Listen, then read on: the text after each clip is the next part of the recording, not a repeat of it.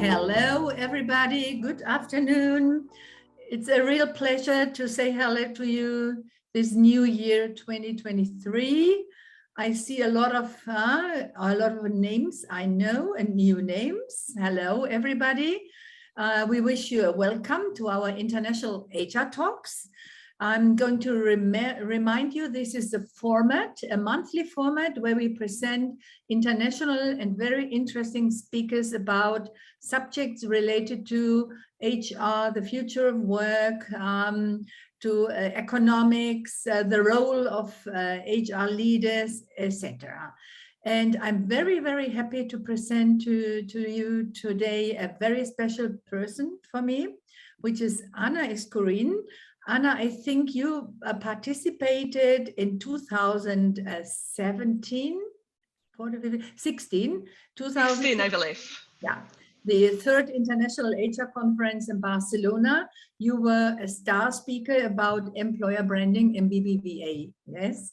And I remember you very well. Then you went to Australia, always working for tech companies in Australia. Then you came back to Spain. And you were in startup companies, then in telecom companies, Ingram Micro, Women Tech Spain, and now you're in N26 for 8 months. And I saw that you're so successful in employer branding and sustainability and diversity. And I ask you if you could present today to our International HR Talks. And thank you for being here, Ana. We are very, very interested to learn from you because employer branding is the real missing subject of most of the companies.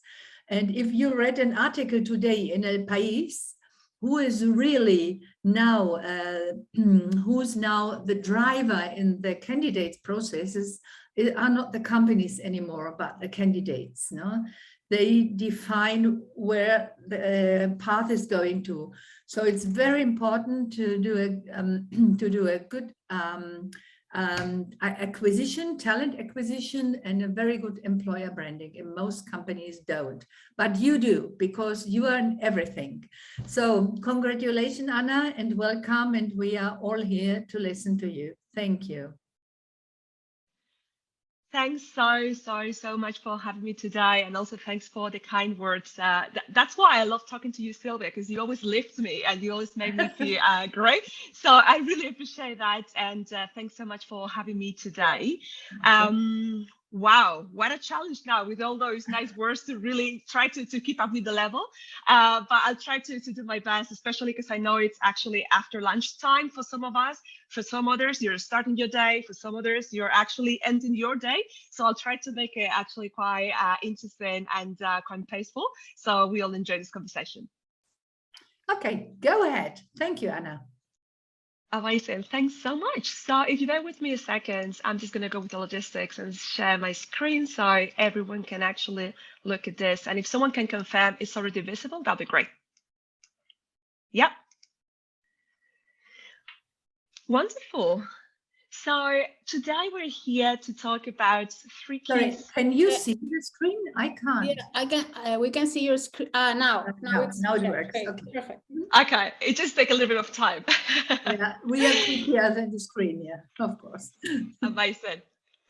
So today we're talking about employer branding, but the context of this presentation today is actually a very volatile context. So it's really understanding how we as HR practitioners or employer branding practitioners, how we can actually manage a brand in very uncertain times. But before we jump into this, I'm just going to give you a very super high level summary of who we are at N26, because actually some of you might not know us. We are a digital bank with a full European banking license, present in 24 markets, and we've been operating since 2013. So it's been a good few years already. And what we do is to deliver digital experience and digital banking for our clients. So everything we do, it's fully digital. There are no branches, there are no physical offices, it's fully digital. And the reason why we started this venture, our funders, is because they realized back in, with this economic crisis in 2008, 2010, that something needed to change. We needed to deliver as financial services a better service to our clients. And that's why they came up with this idea for different type of banking. And it's when we establish what is the vision of the company, which is to change the world's relationship with the money for the better. We want to influence positively our clients and the overall society, having access to information on finances, having clear, terms and conditions for our clients. So everything is very clear, very simple, and that is the kind of, seamless experience that we want to deliver for our clients. And at the end of the day, our purpose and the aim of everyone working here, it's really to build the bank that the world loves to use. So we've got actually 1,600 employees that came to the office every day and really do a good job to make sure we deliver on that promise. And that means that sometimes you have to deal with, challenges as every company, especially nowadays, being on 2023. So this year, and equally as last year, that it was 2022, it's been an interesting time for all of us, right? We are living in unprecedented, challenging and changing and volatile times, right? I apologize because I just need to click. Yeah, it's a little bit low in the speed. So what I was saying is, it's very unprecedented that we're having so many crises of all the different kind of sorts that you can imagine at the same time. So there are food crises, there's also war and invasion, there's also a climate crisis, there are social crises. So when you wake up every morning, sometimes it's really overwhelming, and you just try to figure out what's happening and what's going on, right? Sometimes it feels like, the end is the end of the world is just around the corner. And what I'm trying to illustrate here is not to bring a very apocalyptic view on the reality, but it's really to showcase what most of us as, HR practitioners really have to deal with every single day. It's very hard for us as a function, HR function, to be dealing with such a level of ambiguity and change. And that all can encapsulate in a concept that probably most of you are familiar with, which is VUCA. And in case someone in the room is not familiar with this, it stands for volatility, uncertainty, complexity, and ambiguity. And if we had a quick round of, hands raised, probably we would all agree that this is actually a perfect description of the times that we are living in today. So a lot of fun being a HR professional these days, right? And 2023, here we are trying to do our best, understanding that VUCA, it's something that, it's happening now, but it's actually not when this term started to appear. It was actually first used in 1987, so long time ago. But when it really started to expand, it was around 2008, 2010, when actually the first crisis, economic crisis, started and exploded. And what you can see here on this screen is actually how Google Trends represents the interest on this acronym over time. So you can clearly see a spike on the number of times people search on the internet for that word. So that means that clearly we are very concerned about something. And there's actually another line towards the right edge of this graph that shows 2022. And this is, where most of us started to be really worried, in this case, about the war in Ukraine. So clearly, this is something that is very important to all of us as citizens, but also as HR practitioners. And probably now looking into 2023, most of you feel a little bit like this, right? Like, what can we do now? How are we going to handle all of this? We've all felt that way. So when I was preparing for this presentation, I thought I could try to really have a bit of a summary of some of the things that could be useful for you and your teams to still building a brand, but at the same time to add a layer of flexibility. So if something happens that you didn't account for, that you didn't factor in, then you have some room to wiggle and some room to react, right? What are those things that we are all experiencing at the moment? So we've got the post-COVID world and also the new normal, whatever that means, because sometimes I'm even confused now what the new normal is versus the last, the previous normal. But here we are. It's a new reality that we all have to face, especially from a workplace perspective. So we know a lot of companies now, they have to keep a good balance in terms of work from home, work in the office. So it's definitely a new reality for all of us. Then we've got the Great Resignation, most really standing out in the US, but also starting to see some effects here in Europe, together with the Great Reshuffle and also the employee burnout crisis, the shortage of digital talent. So for those of you that work with tech talent, this is something that clearly is top of your mind. And of course, in the tech sector, we've heard not just small companies as startups, but also the big companies, the tech companies in the US and Silicon Valley with huge layoffs. So that gives us a scenario that we haven't really had before. And we need new techniques. We need a new approach to really, have a good balance and try to put all the pieces together. And really, this is something that is not just concerning to you personally, but there is this recent survey that says that 70% of the HR professionals believe that hiring was going to be considerably difficult in 2022. So imagine how difficult potentially it could be hiring in 2023, especially to your point before, Sylvia, because this is a candidate-driven market. So it's something that the companies, we need to do something about it, and we need to do something in terms of the things that actually, work for the candidates. And something that is incredibly interesting is that you would think that people really want a stability, that with a lot of, kind of like the uncertainty we've been living for the past 2-3 years, people wanted things to settle. But in this survey by Ipsos, it's really interesting because 70% would prefer to their lives to change considerably before going back to where they were before, right? So we had a huge, amount of change in the past few years, but people don't want to go back where they were before.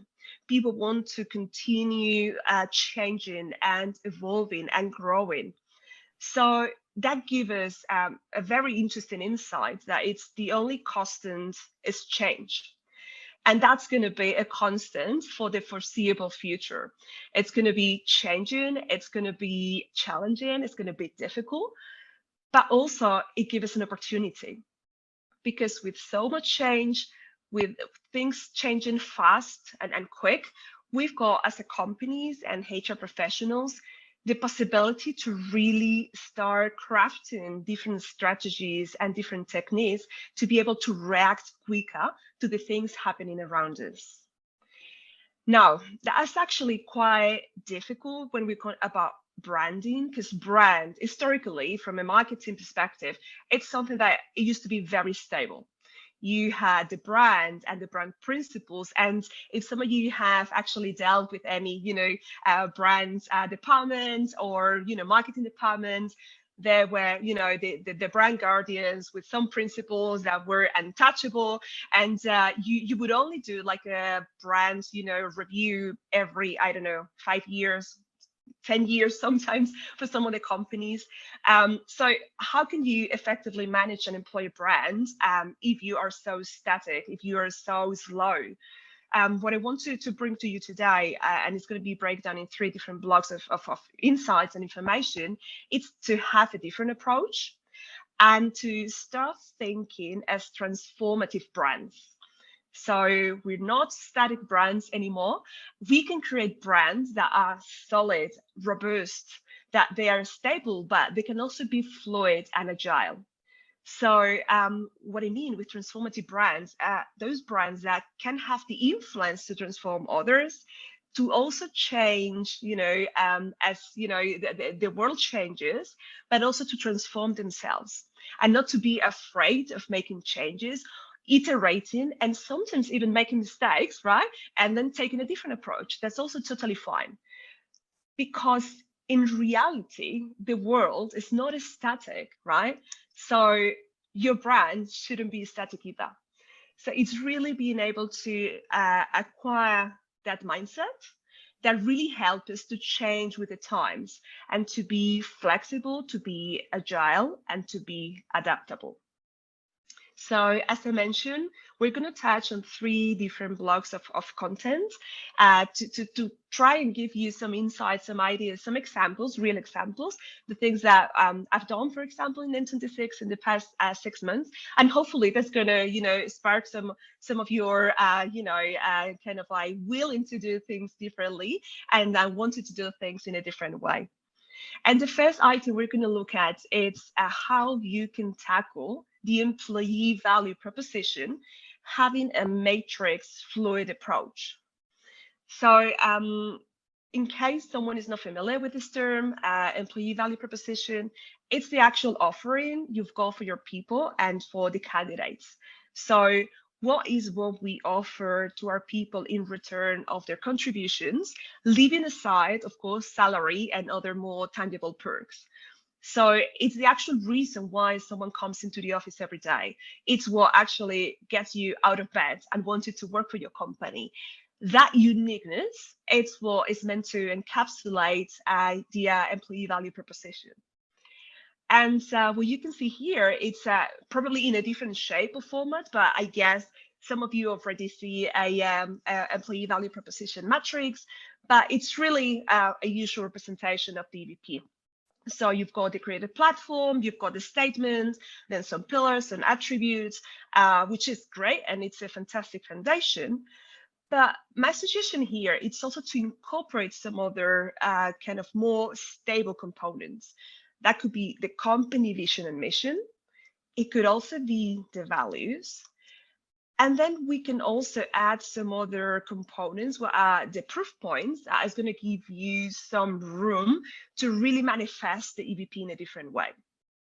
So with this kind of like approach, we're going to have a brand with 2 very distinctive components. We're going to have core components and we're going to have also fluid components.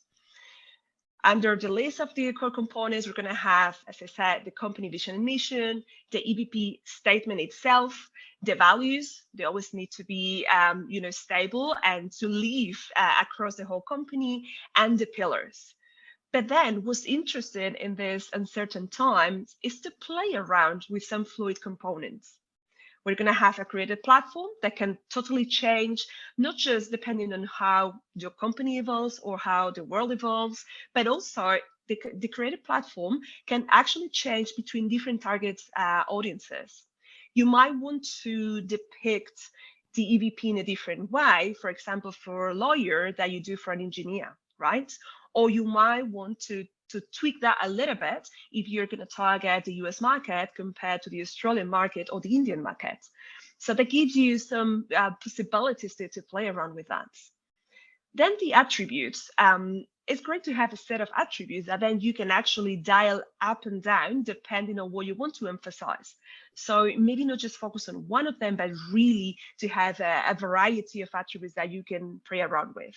And then the proof points, because the proof points are those tangible elements that we are going to tell our employees, our candidates, that this is the reason to believe on the EVP. Those can change depending on the audience, on the location, on the generation. So it's also good to have this possibility to play around with them.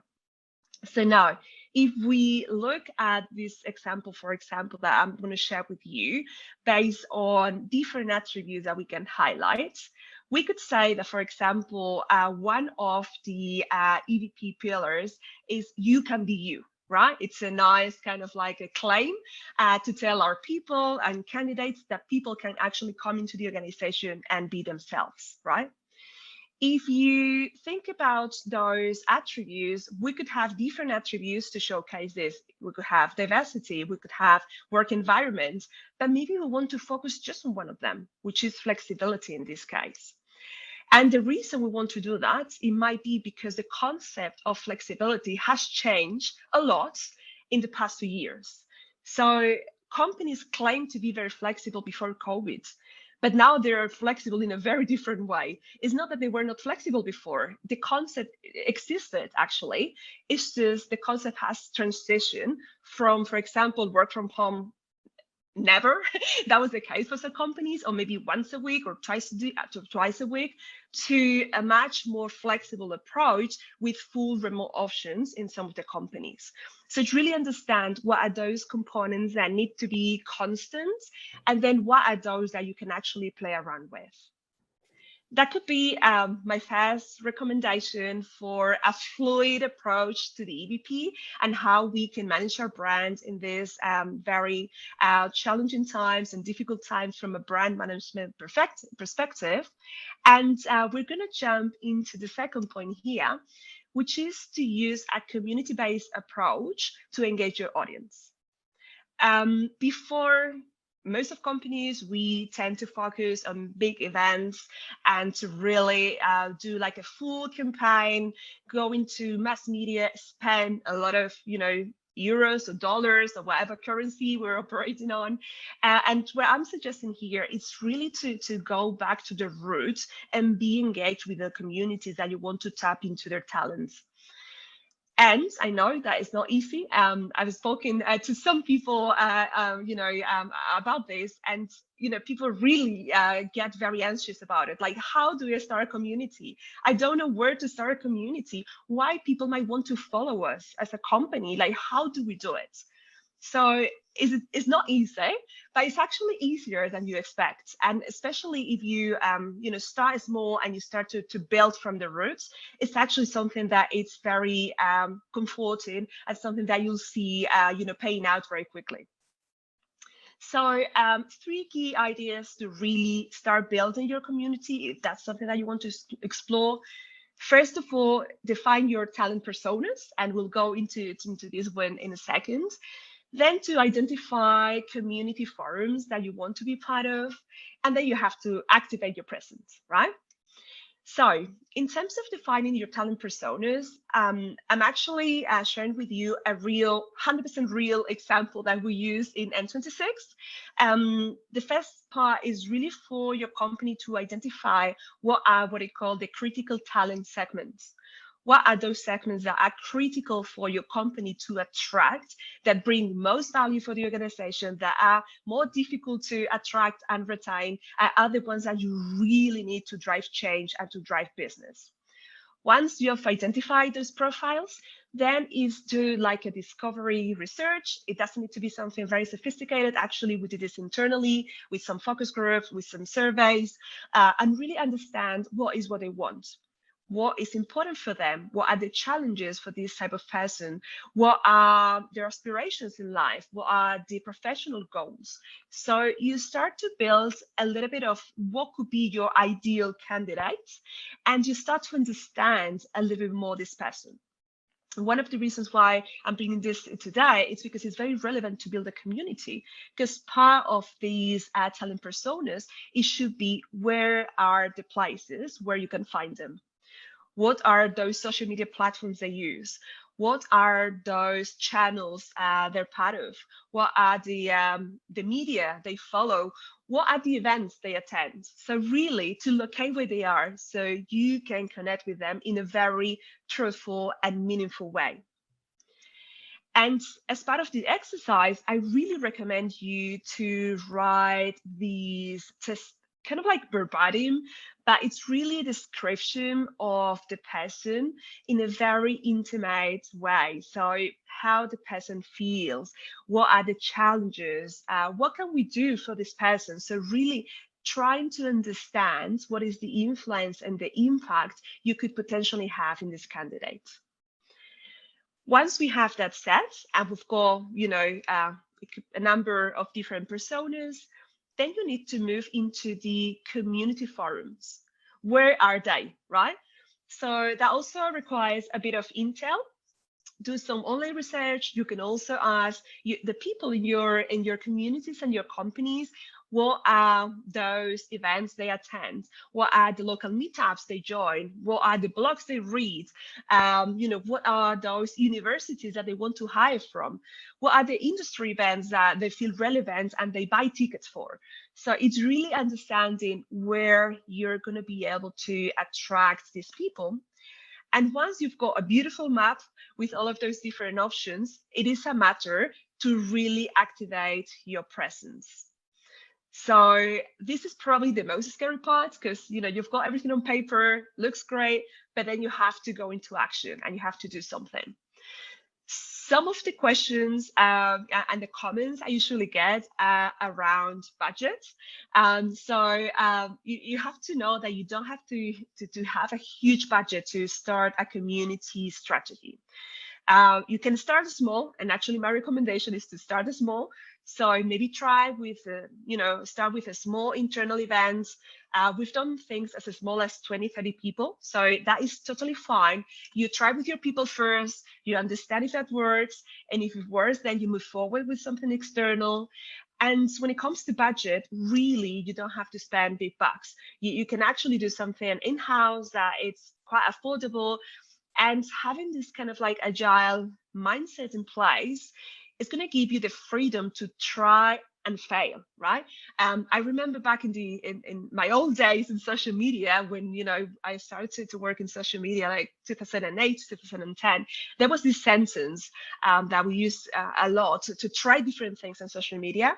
That it was fail often, fail quick, and fail cheap. You probably heard this before. And that's really the essence of this strategy. So you probably are going to make mistakes, but if you realize, quick enough, if you don't spend a lot of money on it, and if you react and learn from it, it's going to really give you a lot of insights and intel to make informed decisions in the future. It's also very important to understand that you can't do this alone.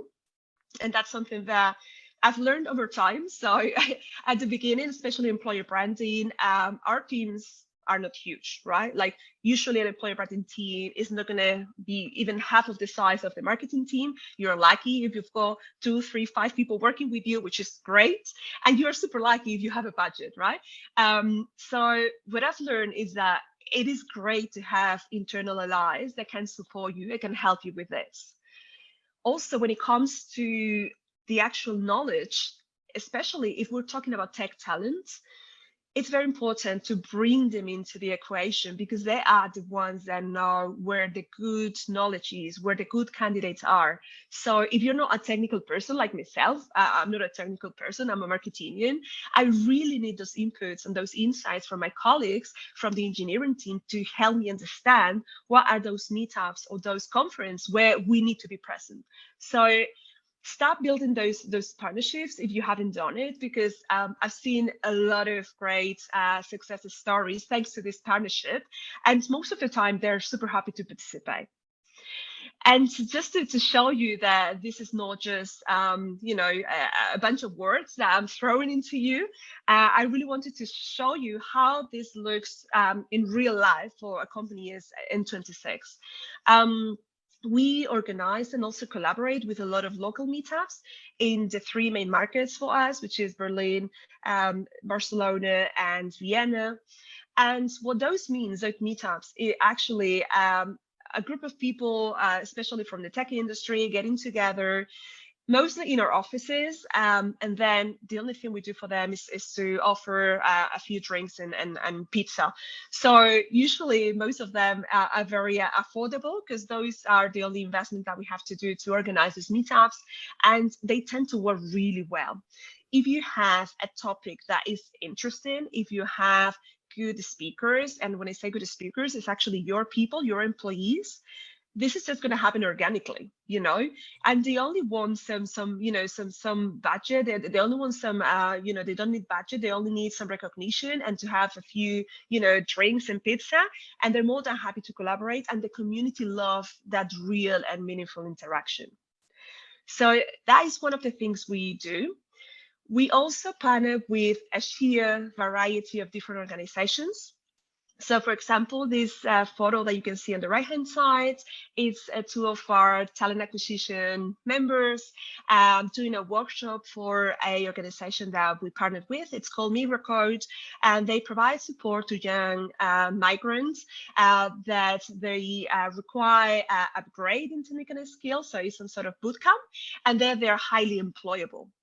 What we do for them, and it's a real honor to be partnered with them, it's to help them with things like how to do an online interview, how to do a face-to-face interview, how you can better make a good use of your resume and your CV. So we provide for those young professionals that want to take into, get into the market, HR advice in terms of their career. And this is something that it's very important for us to be partnering with organizations like this one. First of all, because of our values. So as you remember, I mentioned the values in the EVP. So it's really important for us to contribute, but also because that is a great way to attract new talents. So for us, it's a very useful way to interact with the community in a very meaningful way. And there is this video here. I'm just going to, pass it very quickly, because it's just a showcase of another company that we partnered with. It's a diversity company that we partnered with, and we collaborate with them organizing events in our office. We've got people from our teams talking, but the most important part is for the community to engage and to interact and to get together. Fantastic. Now we go into our internal events, because we also do internal events for our people. And these are two examples you've got here. One of them, and we're going to touch on this one later, it's a personal brand workshop. But also we've got on the right-hand side, again, a meetup for our people internal to really talk about finances and women and how women approach finances in a different way. So again, that is something that we do internally for our people, because one of the key objectives of any employer branding function is not just to attract talent externally, but also to retain the good talent internally. That's why it's important for us to also work with our people internally and to deliver great experiences and great opportunities for them to be part of. And if we talk low budget, probably this is the best example I can bring to you. This is a university careers fair we had with Universidad Europea not long ago, so a couple of months ago. And as you can see, it's just a few roll-up banners, and we've got these roulette that we use for people to just move with their hands and see if they could win a prize. Incredibly simple activation, but thanks to that, we got to talk to 200 candidates on that day. So simple ideas, simple things are something that then they can have a huge return. What's important here is really to test with the audience. So something we did is we spoke to some of our interns before we actually came up with this activation, just to test. This is something they'll love to do if they go to a career fair. So always stay close to your target audience, because that's really going to give you a lot of insights and a lot of information. And of course, industry events. I know I said that it doesn't need to be super expensive, but yes, sometimes we have a little bit of budget to go to these fancy conferences. And that is what we did in July for the Java conference. Technical profiles are critical for us as a fintech company. So it's very important for us to be part of those forums where everything happens. And in this occasion, we attended this conference with 1,000 attendees. So it's one of the biggest in the world, and certainly the biggest in terms of the Java language in Europe. And we actually sponsored the conference with giving out some prizes and also with some speaking opportunities for our people. And again, what I want to highlight is that we had a wonderful collaboration with the technical team. We invite them to be part of this conference, and they were the ones talking to potential candidates, talking to engineers, and selling the company for us, because there is nothing that is more credible than a peer that is telling you, yes, this is a great place to work. So it's not just the company with a beautiful, stand, being on the stage, sponsoring with a prize, but it's having your people there and they can actually, yeah, they can be talent magnets for you, and they can be the ones that help you sell the story, explain the story, and in the end, sell the dream to work for your company. That is the kind of interaction we want to have with the technical teams. Amazing. And now we are moving into the final block of information, which is your people, right? Your people are hidden gems to, wanted to be discovered. They are people that truly are really willing to collaborate. Sometimes we just don't know, but really your people are awesome. You will be surprised if you just ask, would you like to participate and advocate for the brand? Would you like to help us attract talent? Most of people, they actually react in a very positive way. It's very meaningful for them because they understand that they can have an influence. They also want to contribute to something bigger in the organization, not just, the task or the role that is associated to them. And it's something that is really rewarding when they are able to bring a lead to your TI function, and they're able to bring candidates your way. It's something that they really enjoy and they really appreciate. So why don't we start building those partnerships and those programs with our people, for those who haven't tried that yet, to really understand if they are willing to help, because you'll be surprised, and most of them will be very happy to participate on a ambassador program. And the reason why we want to do this as a company, it's also because employee-generated content is 300% more trusted than centralized content. So we as companies, sometimes we focus on creating really polished videos where we spend, hundreds of thousands of dollars or euros. It's even like films explaining, why it's great to work for this company. We also spend a lot of social media. And sometimes we've got great help at our hands, where there's no budget investment needed, and they can have actually a lot more impact than any post that we brand under the company name. So have this figure in mind, this 300% of this content to be more trusted, because maybe that's gonna give you a push to start working a lot more on employee advocacy and user-generated content or employee-generated content. The idea here is really to transform your employees into talent magnets or ambassadors, right? We've got an employee base. Why don't we transform some of them into the actual storytellers that we need, right? And reality is that storytelling, it's on the rise, and it's been on the rise for the past, I'd say, 5 years, right? And that is actually great news for us, especially in this uncertain and volatile times, because it gives you a lot of flexibility to tell your story, right? If you focus on creating content that is very amateur, that is actually user-generated content or candidate-generated content, employee-generated content that doesn't require huge planning, logistics, budget, that's going to give you a lot more flexibility and freedom. It can also be a lot more inclusive, because when we depict our brands, we tend to use the same kind of like models or the same type of employees. But if you open to everyone who wants to share the story, again, you'll be surprised on the kind of profiles that they're happy to share the story. So it's going to make your company a lot more human, a lot more real, and a lot more authentic. And that's going to bring a lot of inclusivity to your communication strategies. It's also very, very good for companies where you operate in different locations, because you don't have to send a crew or to hire a different crew to film something in different countries. You can just ask your people to take a selfie video and then send it to you. So that's something that it helps a lot for those companies that have an employee base that is actually a quite widespread. And really, it gives you the opportunity to create this universal culture, right? It's people talking about people. It's people telling their story, and actually, there are no barriers for that. This is universal, right? So with all of these reasons, it's really a great context to see how you can start building a employee advocacy program for your people. to make sure they want to participate, that it's rewarding for them, and it's also something that is going to impact in a positive way your employer brand externally.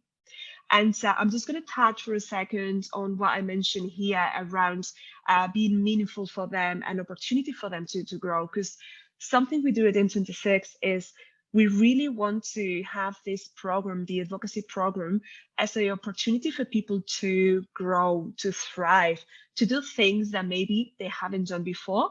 So I'm going to give you now some insights on how we do this, but really understanding the power of a employee advocacy program, not just to showcase your brand externally, but also to increase retention and also satisfaction and engagement within your employee base.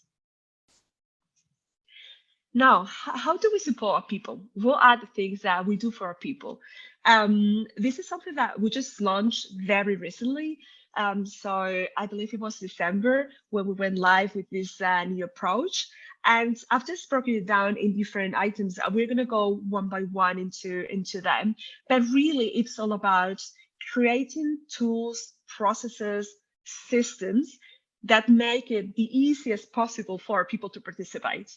So we want to remove blockers, we want to remove challenges, we want to make sure those interactions are easy, seamless, quick for them.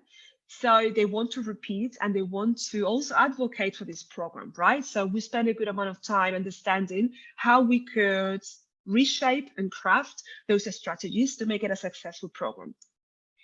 And the first thing we've done is really to create very clear guidelines on what they can do, what they can't do, and how to do things. And this might sound simple, and actually some of the pages, as you can see the whole document, are kind of very straightforward and common sense.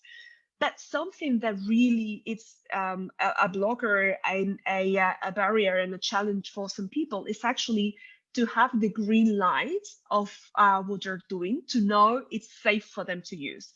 That happens a lot with social media. Some people want to really post something on social media, but they don't know if they should. They don't know what are the words they should use. So it's really giving them clear guidance that if you want to do something, how you want to do it, and who are the people within the organization that can help you. So we've launched two first toolkits or playbooks. The first one is the blogging playbook and then the events playbook. The blogging playbook we've created for those people that want to blog in the name of N26. And it's just, a series of instructions and, tips and good practices on how they can do it. The second one is the events playbook. So we are very lucky in our brand, and a lot of people actually want to run their own events, which is great. But sometimes those events, they were not totally on brand, or maybe they were not totally secure in terms of security access and stuff like that. So we're giving them the tools to really make sure the processes align with the overall policy for the company. Those are the two that we launched last quarter, and now we're working to launch into Q2 2023 the two remaining toolkits or playbooks. One is going to be for the digital ambassadors, so those that want to share something online for them to know how they need to do it, and also for those that are invited to do a conference or a webinar, like for example myself, what they have to do if they want to speak in front of an audience. We are just creating all of those toolkits. Those are presented to the whole organization in a conference call for those meetings that we have company-wide, and everybody knows that this information is accessible and available for them if this is something they want to pursue. The second thing we've done is simplify the process.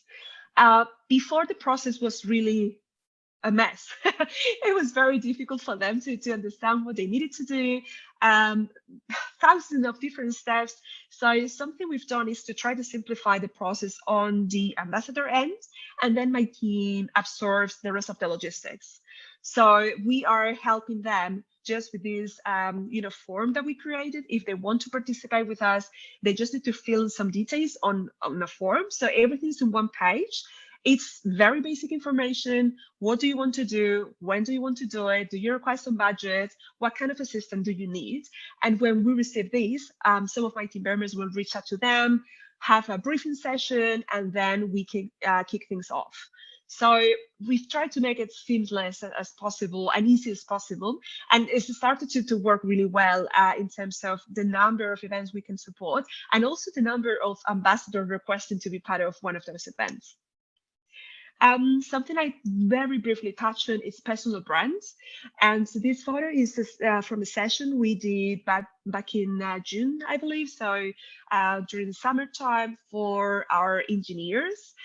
It was 200 engineers in the room, and we just had a very high level session on personal brands. So how can you make sure you promote yourself and the company in the best way possible? What are the tools that you can use? What are some good tips, in terms of some other great influencers from their industry, so technical industry, that maybe they can actually have as some sort of inspiration? So we crafted this session for them, and we received really good feedback, because this is something that all of us would really love to do. If you want to really put yourself out there, it is great to have this reassurance and to have these tools and understanding and how you can better do it. Something we also do, and I highly encourage you to work with your PR and communications team if you haven't done it. It's really to provide PR and media training for any person from N26 that is going to be in front of us, an audience. So it's not just for a spokesperson, it's not just for the C-levels, for the founders. This is something that if anyone wants to speak at a conference or wants to deliver a webinar, we also train them. Of course, we give them like the shortest version. So it's, a shortest version of, a really kind of like a more intense PR training. But we give them the tools and the messaging that they need to use if they are asked questions. We also explain and train them what to do in case they receive a question that they don't want to answer, they can't answer, they don't feel comfortable answer. We don't want for them to feel that they're on the spot. We want to equip them to really feel comfortable in all of those, potential situations. It doesn't need to happen, but we really want to train them so they're prepared. We also work with them in terms of what are the talking points they're going to use, also a bit of the body language for them to be as equipped as possible. And of course, this is a learning curve for everyone. So, just with repetition and with putting, themselves out there, they'll, get growing and thriving. But again, this is something that we get more and more requests to get those trainings, because people feel a little more equipped and reassured if they've got this information. And also not just with the talking point, but it's also we decide if you're going to be in front of, let's say, 500 people, you really want to have nice slides, right? And not everyone is a designer. So what we do with our teams is for them to prepare with some templates. So we offer templates that are already themed. They can use, all of those different templates. But once they have the information, we have a final polish with someone in my team to make sure they look really slick, very, strong. And our brand, as you probably noticed, is actually, quite powerful in terms of colors and shapes. So we really want to make sure that they actually stay on brand. And we offer this possibility for them to double check the slides with us and for us to have a final polish. And finally, just to wrap it up, after they've done the content, maybe they've written a blog post, they've spoken at a conference, we also support them with media amplification. So we give them visibility. It is a company that actually posts about them. We give them visibility to other platforms. We share the news with other, partner companies to really make sure that we contribute to the personal brands as much as we can. So that is everything I had for you. I'm just going to wrap it up here with these 3 ideas and then open for questions because we have 10 minutes. But really, these are just some, insights, some tools, some tactics that were very useful for me. So I'm hoping you can find some insights that you can also take to your reality and maybe replicate. So if in a way I was able to really help you and inspire you to maybe try something different, that's something that it's amazing for me. And really have in mind these 3 ideas to have this fluid approach to your EVP. It doesn't need to be something locked in. You can actually use it with different parameters depending on the occasion.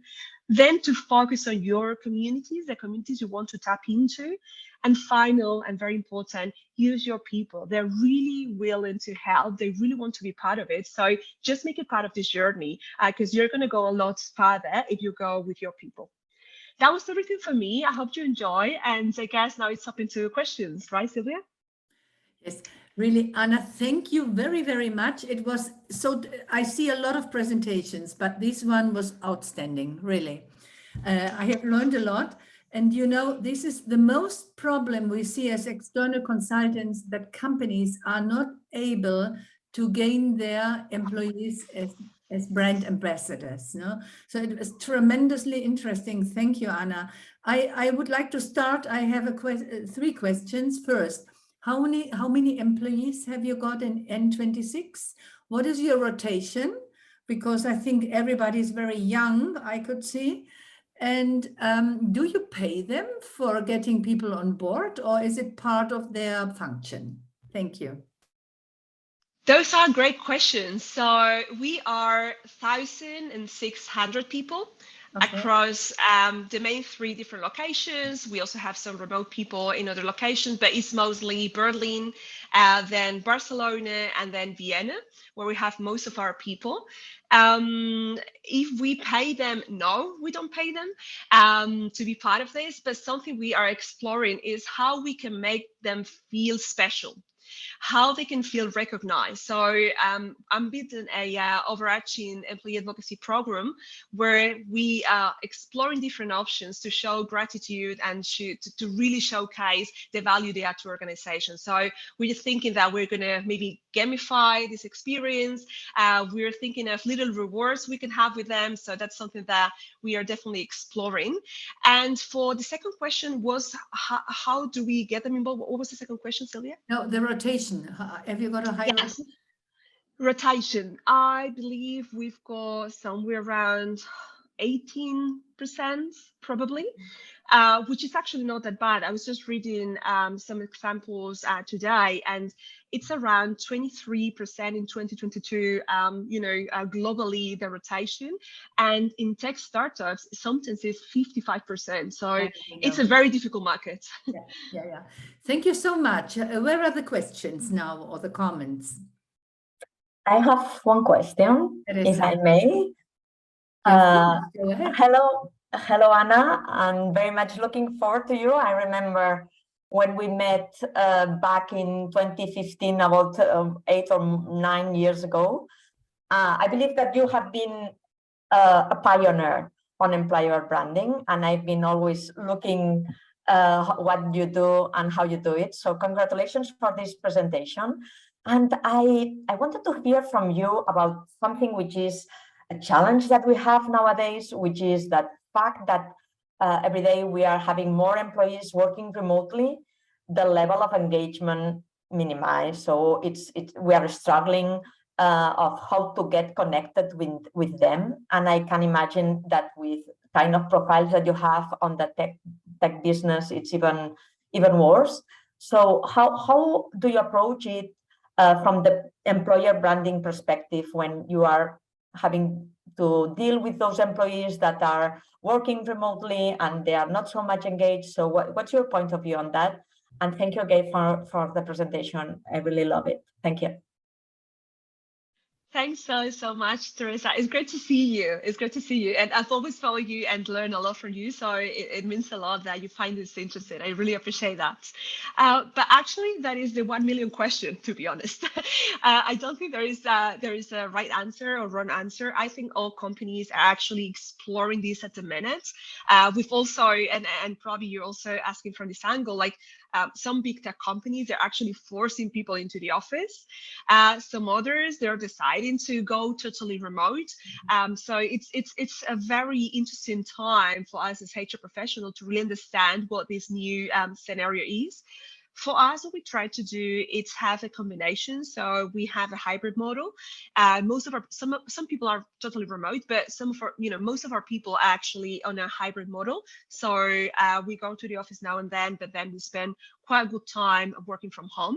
And to really provide a good experience for those working from home, we try to do a lot of connection online. So we make an effort to really keep our people very engaged. So we usually have every Monday an all hands meeting. So company-wide meeting for 1 hour. You don't need to attend if you're busy or if you've got, some other priorities, but it's good to always have this in your calendar because it helps people to stay connected. The topics, they rotate, different teams actually lead the all hands depending on the week. So we've got the people all hands, we've got the business all hands, we've got the founders all hands. So really giving this opportunity for people to know from the leaders what's happening. But then we also do this as a functional level. So we also have a global team meeting for all of us to get together. And this is actually something that you should attend, let's say. And we also do a lot of socializing online. So for example, we have Friday nights that we play some games. We try to also incorporate some quizzes for people to respond. So really making sure the experience is as enjoyable as possible. However, obviously there's a difference having everyone on site or having everyone remote. So I think it's really a matter of time to really all of us together figure out what works for every company. Again, every company is different, every talent pool is different, every location is different. So some locations tend to be a little more in the office than others. So I think it's important to have a local approach here, to have a global strategy, but then understand what are the needs of every specific team. But yeah, not an easy question to answer. Okay. Anna, sorry, what I found so challenging and interesting in your presentation, you're a digital bank, and to gain people who put their money in a digital bank and don't talk to anybody from one-to-one on a one-to-one basis, that your employees are not talent attractors, they are client attractors. Both, no? So this is very interesting. They are doing commercial job at the same time. They're attracting young people or clients to put their money in your account. So it's really a fantastic model, business model, really. Good. Okay, more questions. Can I ask a Gloria, question? Gloria. Yes, very nice to meet you, Anna, and thank you very much for the presentation. Was great. I have a question. So you explained that the first step would be to define the target persona, the ideal candidate for you. And I was thinking on our perspective, so we are a consultancy, and for us, this ideal candidate sometimes can be very different because we are working with different industries, different clients. So for us, yes, we want to attract people, we want them to talk to them, and then, of course, bring the company along as well. But we are the first step. No, we have to attract them. So in this case, where we don't have just one ideal candidate, but many of them, and they change from one another, what would be your approach in this case? What do you think our first step should be? Thank you. Sure, that is a great question. So for your type of business is a little more difficult to mine because obviously we can actually focalize on a certain type of talent, but probably my recommendation would be to really focus on what are those that really bring the most value to your company when you work with them. So really when you place a certain type of talent with your clients, then really see what are the ones that really brings you more value, but also what are the most difficult ones and the ones that you need to attract the most on a regular basis. So focus on those that if you do the exercise, you're going to use it 10 times versus if you do something, you're just going to use it 1 or 2 times. So really trying to be, efficient here and really try to tackle what are those that are going to be more cost effective in terms of the time you need to spend to build those personas. But definitely a totally different challenge here for you that you work with a lot of different profiles. Okay, perfect. Thank you.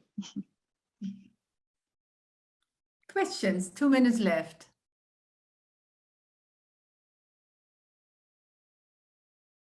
Any more questions? No? Yeah, Anna, I'm totally impressed by your presentation. I loved it. We are going to post it in LinkedIn, the video, the link, yes. Thank you, Eva, for making it possible, technically, wise speaking. And Anna, let's stay in touch, please. It was really, really great. I can see a big development from you over the last years since you went to Australia. Really, very good. Thank you very much, everybody. Have a wonderful afternoon and see you soon in the next International HR Talks. Bye-bye.